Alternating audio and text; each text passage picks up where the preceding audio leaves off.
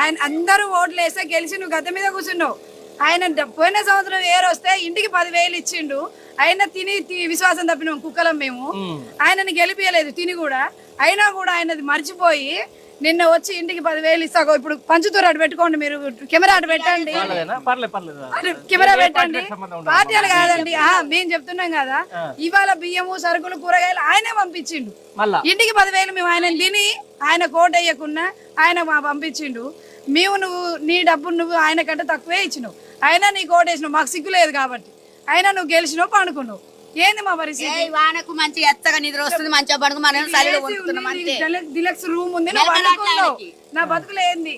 మమ్మల్ని బాగు చేయమని అడగట్లేదు. గతంలో ఇట్లాంటి వరదలు వచ్చినప్పుడు ఎట్లా ఆ ప్రభుత్వం ఎట్లా చేసినాము? సహాయకాలు మంచిగా చేశారు.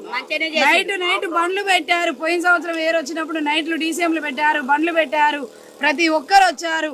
మా కార్పొరేటర్ కొడుకులు ఇద్దరు మడుగులో ఇక్కడ వరకు నీళ్ళు వస్తుంటే తాళ్ళు పెట్టి జనాన్ని కాపాడారు. పాపం ఈ సంవత్సరం కూడా వాళ్ళు కాపాడాలనిలే.